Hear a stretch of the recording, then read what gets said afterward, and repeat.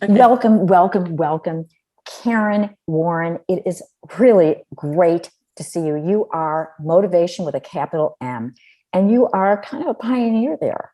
Would you please explain how did you get involved in what you're doing? You're an IT person, a woman, one of the very few, as you told me, women and Black women that are on teams. How did you get into this? I learned how to code at approximately age 10. I liked video games a lot. So, I mean, I was a video game junkie when I was young. So I wanted to create my own video game. That was actually my dream job, is to find a job to create a video game. I never got the job, but so playing games, it actually intrigued me into wanting to create a game. So my love for technology started at like age 10 and I just kept with it. Well, you're in a very unique field. I mean, you're quite an expert in a very technical industry. Did you have like parents that were really technical, or you know something in that area? No, not really. Actually, I had a few siblings that studied computer science in school. So there's probably like four people in my family that studied computer science in college. So one of my older sisters actually got me interested in the field also. And I was like, oh, that's cool. But like I said, I like to create and I like challenges. So coding was a challenge for me at such a young age, but I like challenges. So Wow, that I mean, it's really impressive what you do because you are paving the way. Well, what kind of legacy do you want to leave to the world? Because you're leaving a lot right now, even as you are young and alive. I would like to just know that I made an impact on the world in any way. Basically, I guess in diversifying the IT field, that would be one of the ways that would make me happy because we're underrepresented in the field. It's a male dominated field. So, if I could get more people of color and women in the IT field, that would make me very, very happy because I know we struggle with a lot of things in the job industry because of that. And also, I would like to make an impact on improving people's credit. I actually started, I'm a board certified credit consultant also. I just recently received that, and I would like to help people get homes and cars and just have a better quality of life with better credit scores. So I actually teach them about credit education and business credit also. And I also know that you're even writing a book about for children on financial literacy, which is fabulous. And especially coming from somebody like you who is an expert in the field, I think that's very inspiring. And to see women of color, I think it's great. What are you doing to get more diversity in your field? And what would you like to see done? We attend well, we actually go and visit schools in underserved communities. So that's the first thing. We partnered with Lockheed Martin 2 years ago. We went to a middle school for a STEM day, and we actually did a Python exercise. Python is a new programming language that's out. It's one of the easiest programming languages that's out in the probably the most popular right now. So we had a Python exercise that we showed to 100 plus students in an underserved community, and we got such great results from that. It was almost shocking. There were so many kids that were interested in technology, but because they didn't have it in school where they could actually be exposed to learning the skills, like learning how to code or anything else in IT, they weren't offered that at their school. So just to see them light up and be happy to be learning something that's so relevant today, it was awesome. And so that really motivated me more, even more, to pursue that.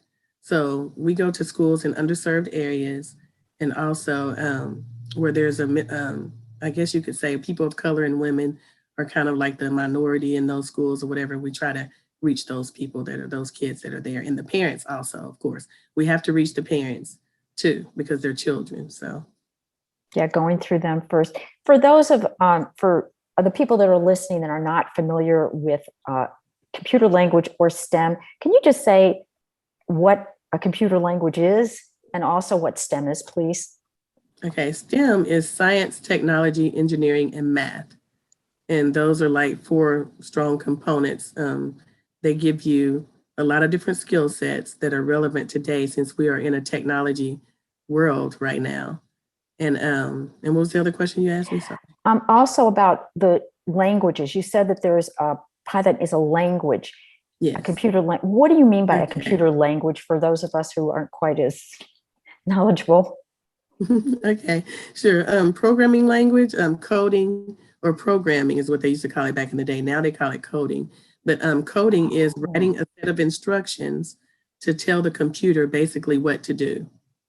So like an application that you use on your computer, when you sit down to use the application, there are lines of code behind that application to make it do what you are telling it to do. It just doesn't do it on its own. There's thousands of lines of code behind that application to give it instructions on what to do. And coding is a new word for programming. Is that right? Yes. Oh, so they don't say a computer programmer anymore. They don't say that. No. Coming up to power. They say Thank coding you. now most of the time. And the job is now like a systems engineer. You know, it used to be programmer, but you don't hardly see any job titles like that anymore. That's so interesting. Well, what kind of legacy would you like to leave to the world, young as you are? I love children, so that's why I picked to do something with children. I just love children. Everybody always said when I was younger that I should be in the field, probably a pediatrician or something, in the field with children because I love children so much. But I actually didn't go that route. So the nonprofit actually gives me a sense of accomplishment for helping kids reach their dreams and helping them build confidence and feeling like they can do anything. Because I think a lot of times our circumstances and things keep us from, in fear, actually keep us from pursuing our dreams. So if there's someone there that cares about them and that talks to them on a regular basis and makes them feel empowered, then they actually can make something of themselves when they grow up. And that applies to us adults too, because to know that we're not alone and to know that we can push ourselves as well. And just to know that if we have somebody just to validate that thing about in us. And I was a teacher for many years, and I know what a blessing it is to be able to teach children and to watch them grow. And I really, really wish that we could have had this kind of program that you have, because this is amazing. I mean, I'm just so excited about it. Would you share a quote or two that resonates with you or saying? Sure. One of my favorite quotes is the one about fear, because I always tell everyone that in the Bible, God says he didn't give us the spirit of fear. So that's something that we develop on our own. So one of my most favorite quotes of all time is, once you become fearless, life becomes limitless. Fear holds us back from so many things. And once we let the spirit of fear go, we can accomplish anything. And I had to learn that as well, because I let fear hold me back for so many years because I was comfortable in the IT job arena, and I wanted to step out, but, I let fear hold me back for a long time. So now it's time to surface. What caused that change? I guess because I've been there 18 years at my current job for 18 years. And I'm kind of at the point where I guess I'm at the highest level that I could be, besides being a manager or the CIO. And I don't really want to be that. It's too much stress and everything is too much. So I guess because I feel like I'm at that point where I should do something more to make an impact on the world. What I'm doing makes an impact, but it's kind of behind the scenes. I'm not really seen. And that's one thing about IT jobs. We're kind of known as nerds, introverts and people that are, always behind a computer or whatever.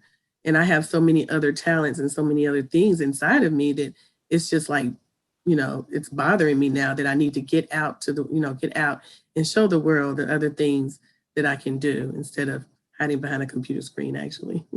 So your pain point was just knowing that you came to that point where you kind of have done all you can, because a lot of people listening might be kind of at that point where they've been in the job a long time. Yes, it's comfortable. At the same time, there's more out there. And what balances out more, to be comfortable or to kind of step outside our comfort zone and to really risk making a difference? Yes. Would you please share with us exactly what you do and what you can offer? Yes, my actual official title at work is a senior Oracle database administrator, but I have various years of IT experience in different concentrations. So my nonprofit teaches underserved kids coding, cybersecurity, robotics, and web design. Oh And a my lot God. of things we're going to add, and we're also going to add financial literacy and professional etiquette. So onto the financial literacy part, I decided to do that when I started the credit consulting business. I was helping adults, learn how to improve their credit scores. And then I realized they didn't know because they were never taught about credit. So I thought, well, it would be cool if I started teaching teenagers about their credit and teaching them how to be responsible so that when they graduate from high school or even college, that they will be able to get approved for a house or car or whatever it is, a credit card or whatever it is that they may need, and to teach them how to use it responsibly, basically.